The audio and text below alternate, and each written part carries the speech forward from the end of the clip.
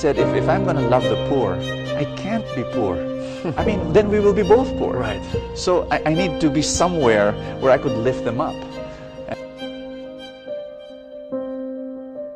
Family now. After the feast, please go to the lobby. We'll give you a welcome gift. I'd like to greet all those watching by television and video. God bless.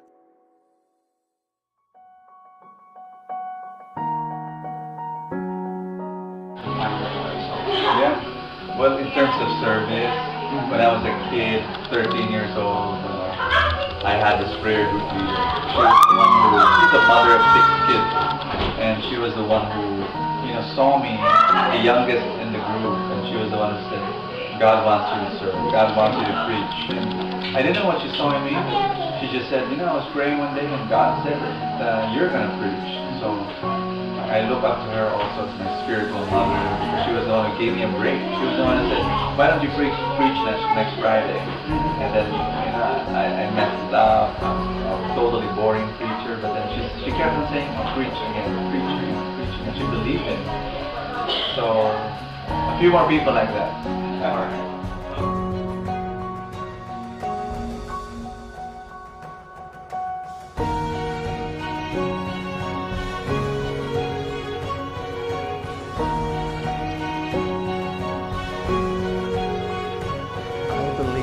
Charisma Conference is for you.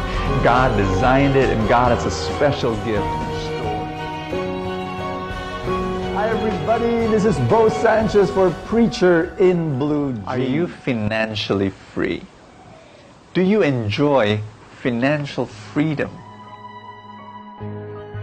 One of the things I notice in life is that you grow what you give away. Can everybody say that with me?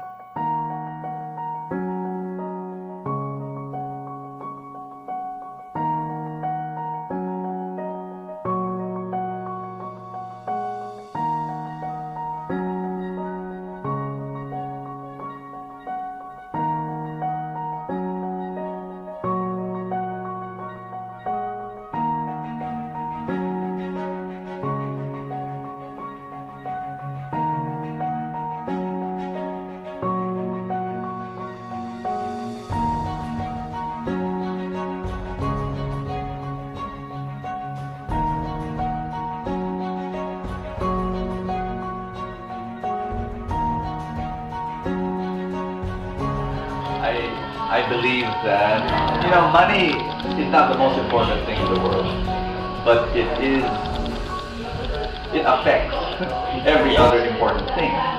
So, we as a country, we were raised up with 333 years of Spanish colonization, and so we are religious in a sense, culturally, even just culturally we're religious, but because of that, it gave us confusing messages about money.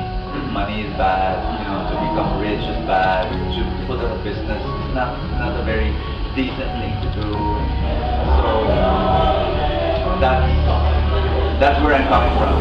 Being a person who is spiritual, I can speak that message to the Filipinos and say, no, you can actually become rich and think about money and be a very good person.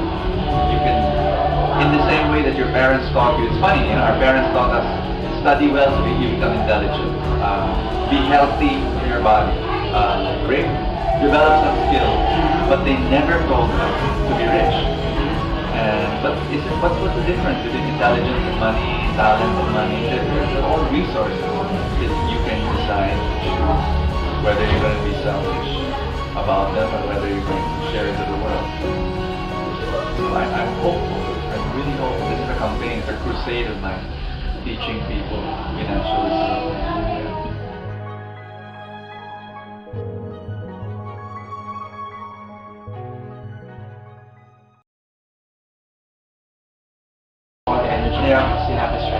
Yeah. It comes ultimately from a relationship with God. God, I really believe God wants me to do some good in the world. No matter how little, I'll just do it.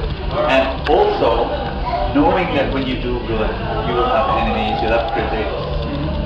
And that's what I realized when we study history, that there is no great thing in this world that you will do without any opposition.